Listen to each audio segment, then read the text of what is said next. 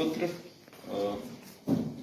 समृद्ध मंच और आप सब मंच पर आसीन आज के कार्यक्रम की अध्यक्षता कर रहे प्रोफेसर सुरेंद्र प्रताप जी, मुख्य अतिथि जो अभी वक्तव्य देके हमारे बीच से किसी खास काम से यहाँ से चले गए हैं, प्रोफेसर विजयनाथ मिश्र जी, मुख्य वक्ता आदरणीय नीजा माधव जी और हमारे साथी विशिष्ट वक्ता आर.एस. सिंह जी, और आज जिनका सम्मान हुआ है अष्टभुजा मिश्र जी, और इस पूरे कार्यक्रम का संयोजन कर रहे बड़े भाई जीवंत व्यक्तित्व वाले कवि प्रोफेसर शिव प्रकाश शुक्ल जी, और आप सब मित्र, सामने उपस्थित मेरे साथी अध्यापक सत्यप्रकाश जी और नीलम जी, मैं आप सबका स्वागत करता हूं इस उपस्थिति में कि आज मातृभाषा दिवस के अवसर पर हम बातचीत कर रहे हैं। मेरी मातृभाषा अवधी है, अवधी भी नहीं है, उसमें बहुत मिलावट है। आप जानते हैं कि कुछ जगहें ऐसी होती हैं जहां कई सारी भाषाएं मिलती हैं। मैं संगम के किनारे का वासी हूँ, इलाहाबाद का, जिसे प्रयागराज जिसका नाम रख दिया गया। प्रयागराज मुंह पे चढ़ता नहीं। तो उस इलाहाबाद में बुंदेलखंड और बघेलखंड और अवधी और भोजपुरी का मिश्रित रूप मेरे घर में बोला जाता है। तो हम जो बोलते हैं तो विशेष प्रकार की अवधि होती है। जब हम प्रतापगढ़ जाते हैं तो वहां विशिष्ट अवधि है। तो लेकिन ये मैं नहीं कहता कि कौन सी भाषा शुद्ध है, कौन सी अशुद्ध है। असल में मातृभाषा का मतलब ही होता है, जो अभी बहुत सारी बातें हुई हैं, उन आंकड़ों में मैं नहीं जाता, सिर्फ ये आपसे कहना चाहता हूं कि मातृभाषा का मतलब ही होता है कि जिसको अष्टभुजा जी ने बताया कि जिसको बोलते समय बहुत दिमाग लगाने की जरूरत नहीं होती। कई बार मन से बोलते हैं, कई बार आंखों से बोलते हैं, अपनी चेतना से आप बातचीत करते हैं और उससे मातृभाषा आपके सामने आती है और एक परिवेश आपको मिलता है। लेकिन खास बात यह है कि हम एकेडमिक जगत में जब बातचीत कर रहे हैं, मातृभाषा के संकट पर बात कर रहे हैं, तो थोड़ा सा मैं एकात्मिक चर्चा करूंगा कुछ छोटे छोटे कुछ बिंदुओं को लेकर, बहुत ज्यादा बातचीत नहीं करूंगा। हम सब जानते हैं कि मातृभाषा पर जब भी बातचीत होती है, और यूं कि इस समय मातृभाषा पर विमर्श भी चल रहा है नई शिक्षा नीति में, बहुत सारे लोग उसको समझ पा रहे हैं, बहुत सारे लोग नहीं समझ पा रहे हैं। कुछ लोगों को लग रहा है कि मातृभाषा का मतलब क्या, जो शिक्षा है, प्राइमरी एजुकेशन पूरी तरह मातृभाषा में दी जा पाएगी कि नहीं दी जा पाएगी। एक वर्ग ऐसा है जो ये कह रहा है कि मातृभाषा में अगर शिक्षा दी जाएगी तो बना बनाए जो पैटर्न है इतने दशकों का, वो एकाएक टूट जाएगा। भारत का विकास जिस गति से चल रहा है वो उसमें छिन्न भिन्न हो जाएगा। बहुत सारी चीजें हैं उसमें, लेकिन एक चीज तो मैं जानता हूं और इस पर हम सब भी बातचीत करते हैं कि मातृभाषा से जो जुड़ा रहता है उसके अंदर क्रिएटिविटी कभी खत्म नहीं होती। हम जो क्रिएशन करते हैं उस मातृभाषा में ही सोच कर करते हैं। और अभी बहुत अच्छी बात कर रहे थे हमारे साथी जो विद्यार्थी हैं, उनका ये कहना है कि जब मातृभाषा पे आप बातचीत करते हैं, अपने घर में बातचीत करते हैं, अपने बच्चों से बात करते हैं, अपने परिवारजन से बातचीत करते हैं, उसमें आपको शर्म नहीं करनी चाहिए। और ये जो मध्यवर्ग है, ये मध्यवर्ग जो एकेडमिक दुनिया में है, प्रशासन की दुनिया में है, उपनिवेशवाद समाप्त होने के बाद जो भारत में नया उपनिवेशवाद जो दिखाई देता है, वो सारा वर्चस्व उनके पास है, पूंजी के साथ जो जुड़ा हुआ है, ये सब मातृभाषाओं के साथ खेलते हैं। असल में आप देखिए, मातृभाषा को बाजार की चीज बनाते हैं, धर्म की चीज बनाते हैं, बहुत सारी चीजों को नुमाइश के तौर पर प्रस्तुत करते हैं, लेकिन मातृभाषा को जीते नहीं। मातृभाषा वही व्यक्ति जी सकता है, मातृभाषा पर वही व्यक्ति बात कर सकता है जो बहुत बौद्धिक होकर उस पर बात न करे। सोच समझ वाले असल में मातृभाषा पर बहुत बात नहीं कर सकते। इसीलिए आप ध्यान रखिए कि जब भारतेंदु हरिश्चंद्र, मैं बनारस से ही बात कर रहा हूं, भारतेंदु हरिश्चंद्र के जो दो गुरु, एक फारसी वाले गुरु शिव प्रसाद जी, दूसरे लक्ष्मण जी संस्कृत वाले गुरु, दोनों अपनी अपनी तरफ उनको खींच रहे थे। लेकिन उनको लगा कि बीच का रास्ता निकालो, नहीं तो भाषा नष्ट हो जाएगी हमारी, और वो गंवारू बोली की तरफ चले गए, लोक भाषा की तरफ चले गए। रामविलास शर्मा ने भूरी भूरी प्रशंसा की है कि भारतेंदु इसलिए याद किए जाएंगे बार बार कि उनकी पूरी भाषा की जो बुनावट है मातृभाषाओं से अपना रस खींचती है। और आप देखें कि अभी कजरी, फगुआ से लेकर तमाम सारे जो छांदसिक संरचना है उसको लेकर बात करें आप, तो भारतेंदु हरिश्चंद्र ने भाषा का प्रयोग भी किया और अपने आसपास के पूरे परिवेश से उन्होंने मातृभाषा का रूप लेकर अपना साहित्य पूरा रचा। इसलिए उनका साहित्य बड़ा साहित्य बन पाया। शेष इसी तरह से बहुत सारे लोगों ने अपनी अपनी बातें रखी। मैं एक छोटी सी कविता आपके सामने रखता हूं। आप मातृभाषा होती क्या है, अभी निज भाषा उन्नति है वाली कविता के ही कुछ अंश है इसमें, उससे आप समझ जाएंगे कि जो औपनिवेशिक दौर में अंग्रेजी का जो संकट आ रहा था, इसके अलावा संस्कृत का एक संकट आ रहा था, तमाम सारी चीजें, जनभाषा जिसे हम कहते हैं उसका भी प्रारूप कुछ अलग किस्म का होता है, मातृभाषा का प्रारूप अलग किस्म का होता है। जनभाषा का मतलब ये हुआ कि जिसमें हम कम्युनिकेट करते हैं, जिसमें अपनी बातें दूसरे तक पहुंचा पाए। लेकिन मातृभाषा में बातचीत करते हैं तो उसमें जो सोचते हैं आप, जिस तरह से आप अपनी हृदय की गहराइयों तक जिन बातों को सोचते हैं आसपास के पूरे परिवेश के साथ, तो उस पूरे संकट को लेकर मातृभाषा की तरफ इशारा कर रहे थे भारतेंद्र हरिश्चंद्र। ये 1877 में लिखी कविता है। उसकी कुछ पंक्तियां आपके सामने रखता हूं कि पढ़े संस्कृत जन करि पंडित भे विख्यात, अब पैनिज भाषा ज्ञान बिन कह न सकत एक बात। पढ़े फारसी बहुत विध तऊ भय खराब, अब पानी खटिया तर रहो पूत मरे बकियाब।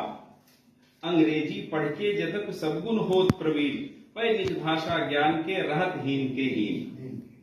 यह सब भाषा काम की जब लो बाहर बास, घर भीतर नहीं कर सकत इनसो बुद्धि प्रकाश। मुझे लगता है इससे आप मातृभाषा की परिभाषा भी बना सकते हैं, उसका कॉन्सेप्ट बना सकते हैं कि बाहरी भाषाएं सब आती हैं, आपका बौद्धिक विकास करती हैं, लेकिन बुद्धि में प्रकाश नहीं कर पाती। आत्मा और बुद्धि का जो प्रकाश है वो तो मातृभाषा से होता है। इसकी तरफ इशारा कर रहे हैं भारतेंद्र हरिश्चंद्र, लेकिन यह भी कर रहे हैं कि सारी भाषाएं आपको जाननी चाहिए। भाषाओं का जो स्वरूप आसपास है उसे जानना तो चाहिए, लेकिन मातृभाषा से ही आपके बुद्धि का प्रकाश, हृदय का प्रकाश किस तरह से फैलेगा, इस तरफ ये इशारा कर रहे हैं। मैं आपको बताऊं कि मातृभाषा पर बहुत सारे विद्वानों ने अलग अलग तरीके से काम किया है। मैं सिर्फ थोड़े इशारे आपके सामने रखता हूं। एक तो राहुल सांकृत्यायन को पढ़ना चाहिए हमें। राहुल सांकृत्यायन ने मातृभाषाओं के बारे में जो विमर्श अभी चल रहा है, इस पर एक खाका तैयार किया था उन्होंने बहुत कई वर्षों पहले। अब आप देखेंगे राहुल सांकृत्यायन का एक निबंध है मातृभाषाओं की समस्या। उसमें उन्होंने बाकायदा ये बताया कि मातृभाषा को लेकर किस तरह से बातचीत होनी चाहिए और मातृभाषा को लेकर कैसा विमर्श हमें तैयार करना चाहिए। और उस समय कई जगहों से जो चीजें आ रही थी उस पर उन्होंने फोकस किया। उनका जो वक्तव्य है उस निबंध में कि मातृभाषा माई की जय बुलवाकर हम लोगों को पागल नहीं बनाना चाहते। ध्यान रखिएगा, मातृभाषा माई की जय बुलवाकर हम लोगों को पागल नहीं बनाना चाहते। जब हम कोटि कोटि जनता को चंद सालों में साक्षर और शिक्षित करने की बात सोचते हैं तो साफ मालूम होता है नान्य पंथा विद्यते अयनाय। यदि विदेशी साम्राज्यवादियों की भांति हम भी चंद सेठों बाबुओं को शिक्षित बनाकर उन्हें शासक होते देखना चाहते हैं और चाहते हैं कि 90% जनता शिक्षित रहे, अपने शासकों की मनमानी में दखल ना दो, तो मातृभाषा को छोड़ दूसरी भाषाओं को शिक्षा का माध्यम बनाने की शर्त बिल्कुल ठीक है। ये उस समय वो लिख रहे थे, उस विस्तार से उन्होंने लिखा है और ये बताया है कि हमारे भारत में मातृभाषाओं के विद्वान बहुत हैं और सबके बारे में उन्होंने विस्तार से लिखा है। सारे वासुदेव शरण अग्रवाल से लेकर हमारे गांव के, उसी निबंध में मैं पढ़ रहा था तो हतपग रह गया। मेरे दादाजी थे गांव के, जिस गांव से मैं हूं, ठाकुर श्रीनाथ सिंह। थोड़ा निगेटिव अप्रोच वाले साहित्यकार थे वो, लेकिन उन्होंने बताया कि अवधि के बड़े जानकार थे वो, और उन्होंने उसमें दर्ज किया कि वासुदेव शरण अग्रवाल भोजपुरी के बारे में और ये अलग अलग बड़े लोगों को कि अगर ये मातृभाषा पर काम करेंगे तो कौन ऐसा व्यक्ति है जो किताब न छापेगा और मातृभाषा में ज्ञान विज्ञान की बात न करेगा। इस तरह से विस्तार के साथ, खुद उनकी वैश्वाड़ी भाषा थी रामेला शर्मा की, जानते हैं आप, उन्होंने इस पर विस्तार से लिखा है। और इन सारे संदर्भों के बारे में अगर आप बातचीत करिए तो वैश्विक संदर्भ में आपको बात करनी चाहिए। और वैश्विक संदर्भ में बात करने का मतलब जैसे नुंगुगी वाक्योंगो को आप पढ़िए, अफ्रीकन लैंग्वेज पर जिन्होंने काम किया, उन्होंने बताया कि जब कोई उपनिवेशवाद आता है तो वो एक संबंध आप बनाते हैं समाज में दूसरे समाज के साथ, भाषाई संबंध बनाते हैं, लेकिन उत्पीड़ित और उत्पीड़न वाला जो संबंध बनता है वो भाषा को खाता है किस तरह से। जैसे अंग्रेज जब आए उन्होंने बहुत भ्रम फैलाया, मातृभाषाओं के प्रेम का बड़ा भ्रमजाल फैलाया, लेकिन असल में उन्होंने नष्ट किया किस तरह से भाषाओं को। और एक खास बात ये ध्यान देने की है कि भाषाओं को जो लड़ाने वाली जो शैली है, जो आपस में एक दूसरे से लड़ाने की जो प्रक्रिया है, इसको जब तक हम समझ नहीं पाएंगे मातृभाषा शायद नहीं बच पाएगी। और इन संदर्भों में अगर आप बातचीत करिए तो आपको लगेगा जो हमारा संविधान बना, मैं आपको जिक्र करूं कि संविधान बना तो संविधान में जो पूरी रणनीतियां बनी उसमें वो सिर्फ वही औपनिवेशिक नीतियां थी लड़ाने वाली, दक्षिण बना उत्तर की लड़ाई, और उस लड़ाई में एक तरफ हिंदी प्रेम और फिर हिंदी भाषियों का प्रेम, वो सारा संदर्भ आता है। इन संदर्भों के बीच में अगर जिनको हमें पढ़ना चाहिए, जो मातृभाषा पर विचार कर रहे थे, उसमें महात्मा गांधी का नाम जरूर लेना चाहिए। महात्मा गांधी उस पर बहुत अच्छे से हिंद स्वराज में उन्होंने लिखा है। मैं सिर्फ इशारा कर रहा हूं आपसे, हिंद स्वराज में उन्होंने बताया कि किस तरह से मातृभाषाओं के बारे में, वर्नाक्युलर लैंग्वेज के बारे में नेहरू ने लिखा है। और इसी तरह से अंबेडकर के बारे में मैं आपको बताऊं कि राजभाषा को लेकर जब आप बातचीत करते हैं तो अंबेडकर को पढ़ना चाहिए। बाबा भीमराव अंबेडकर ने महाराष्ट्र को लेकर एक जगह लिखा कि भाषा को लेकर उनका पूरा अवधारणा कितनी साफ सुथरी है। उन्होंने बताया कि अंग्रेजी को थोपना नहीं चाहिए।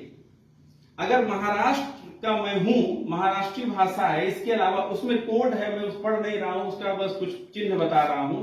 उन्होंने बताया कि राजभाषा के तौर पर अगर हमारी प्रांतीय भाषा न हो कि अपने ही देश की दूसरी प्रांतीय भाषा हमारी राजभाषा बने तो वो बेहतर है हमारे लिए।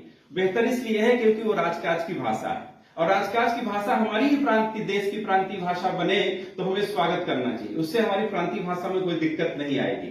दूसरी तरफ जो हमारी सांस्कृतिक जो दिनचर्या है, सांस्कृतिक जो पूरा सब कुछ है, वो हमारी मातृभाषा में होगा। इससे होगा कि दोनों में स्वस्थ प्रतिस्पर्धा होगी और अंतर क्रिया करते हुए विकसित होंगी, और उसमें होगा कि अंग्रेजी को कहीं स्थान नहीं मिलेगा। ये उनका कहना था। आप समझ सकते हैं किस दृष्टिकोण से वो देख रहे थे। लेकिन हमारे जो प्रभु वर्ग वाले जो बीच के व्यक्ति हैं, अंग्रेज जाने के बाद जो अंग्रेजियत बच गई, उस पर बहुत सारा विमर्श हुआ है, मैं उस पर नहीं जा रहा हूं। लेकिन आप ध्यान रखिए कि उन लोगों ने लगभग वही काम किया जो अंग्रेजों ने किया था। अंग्रेजी बनाम भारतीय भाषाओं का जो द्वंद्व रहा, उसने मातृभाषाओं को कैसे संकट में डाला। लेकिन इन सब के बावजूद मातृभाषा पर बातचीत करते हुए तमाम संदर्भों के साथ आप बातचीत करिए। तो बस मैं एक कथा आपके सामने रखना चाहता हूं। वो कथा है मध्यकाल की। मध्यकाल के संतों ने जिस भाषा में बातचीत की, आप जानते हैं सारे भक्ति काल पूरे विश्व का ऐसा एक आंदोलन है जो मातृभाषाओं में ही हो सकता था। विश्व के किसी भाषा में ऐसा आंदोलन नहीं हुआ है, और इसलिए हुआ कि सबने अपनी अपनी भाषा में बातें रखी, और हर कवि बात करते हुए दूसरे कवि से संवाद कर लेता है। कबीर सेतु का काम करते हैं। कबीर के पास बहुत सारी इतनी भाषाएं थी कि आलोचकों को भ्रम का शिकार होना पड़ा, पंचमेल खिचड़ी या पता नहीं क्या क्या कहना पड़ा, क्योंकि उनके पास कई सारी स्थानीय भाषाएं थी, संवाद वाली भाषा। गोरखनाथ की पूरी भाषा को आप पढ़ें। इन सारे संदर्भों के साथ ज्ञानेश्वर को आप पढ़िए, महाराष्ट्र के संत ज्ञानेश्वरी टीका उन्होंने लिखी। उसमें गीता का एक तरह से टीका है वो, जिसमें कृष्ण और अर्जुन संवाद करते हैं, और उसमें अर्जुन कृष्ण से कहते हैं कि आप बातें तो बड़ी बड़ी कर रहे हैं, तीसरे अध्याय में दर्ज है, लेकिन ये बातें मेरी समझ में आ नहीं रही, थोड़ा गूढ़ बातें आप कर रहे हैं। कृपया आप मराठी भाषा में, मेरी देसी भाषा में बोले तो आपकी ये गूढ़ बातें मैं समझ पाऊं। आप ध्यान रखिए कि मध्यकाल का वो संत जो व्याख्या कर रहा है, उससे मातृभाषा की व्याप्ति के बारे में वो बता रहा है। ये बता रहा है कि बड़ी बातें समझने के लिए मातृभाषा की तरफ जाना पड़ता है। आप बातें बड़ी बड़ी कर रहे हैं, लेकिन आपकी बात मेरे हृदय में नहीं लग रही है। इसीलिए इन सारे संदर्भों पे अगर आप बातचीत करिए तो बहुत सारे रूपों में कहा जा सकता है, और जिसे हम गंवारू बोली कहते हैं, जिसे मातृभाषा, ये सारे संदर्भ जिसे बार बार किया जाता है, बातचीत करते हैं, हीन भावना से ग्रसित हो जाते हैं। असल में हमें इससे मुक्त होना चाहिए। और मुक्ति का मसला सिर्फ ये ज्ञान विज्ञान के क्षेत्र में हम पढ़ते हैं, एकेडमिक दुनिया में हम हैं, तो सिर्फ बोल देने से नहीं होता, लिखना पड़ेगा, आपको कुछ काम करना पड़ेगा। उदाहरण आपके सामने है, हमारे जो प्रगतिशील कवि हैं, वो जितने बड़े खड़ी बोली हिंदी के कवि हैं, उससे कहीं ज्यादा बड़े स्थानीय मातृभाषा के कवि। पत्रहीन नग्नगाछ, नागार्जुन को साहित्य अकेडमी उस पर मिला। मैथिली के कवि है नागार्जुन, जितने की हिंदी के कवि हैं। उसी तरह अमोला जैसी रचना अगर त्रिलोचन लिखते हैं तो अमोला अवधि में उन्होंने लिखा, और त्रिलोचन जनपद के कवि हैं, आप जानते ही हैं, हिंदी के बड़े कवि। इसी तरह से केदारनाथ अग्रवाल बुंदेली में आधा लिखते हैं, और हिंदी के बड़े कवि हैं। सारे के सारे, अभी आपने केदारनाथ सिंह का नाम लिया कि केदारनाथ सिंह लिखते हिंदी में हैं, लेकिन उनकी आत्मा भोजपुरी में बोलती थी। और मैंने सुना है नामवर सिंह को, केदारनाथ सिंह को, ये जब भी बातचीत करते थे तो भोजपुरी में करते थे। तो ये भोजपुरी में, जैसे मैं अवधी भाषी हूँ, आप अलग अलग अपनी मातृभाषाओं के आप भाषी हैं, तो जब आप बौद्धिक चर्चा करें, आत्मीय लोगों के साथ चर्चा करें, तो सिर्फ बात करने से बात नहीं बनने वाली है, आपको उसे लिखत की दुनिया में भी लाना पड़ेगा, विमर्श की दुनिया में भी लाना पड़ेगा, और तब भाषा में ज्ञान विज्ञान कैसे बनेगा, तब उसका विस्तार होगा। आज बस इतना ही कहना चाहता हूं मातृभाषा पे कि हम सबकी जिम्मेदारी है कि हम ज्ञान की दुनिया में जो बहुत सारी भाषाएं हम जानते हैं, उसके अलावा अपनी जो निजी भाषा है उस पर हमने कितना काम किया, कितना साहित्य हमने पढ़ा, कितना उसको स्वीकार किया, इस पर थोड़ा ध्यान देने की जरूरत है। शुक्रिया।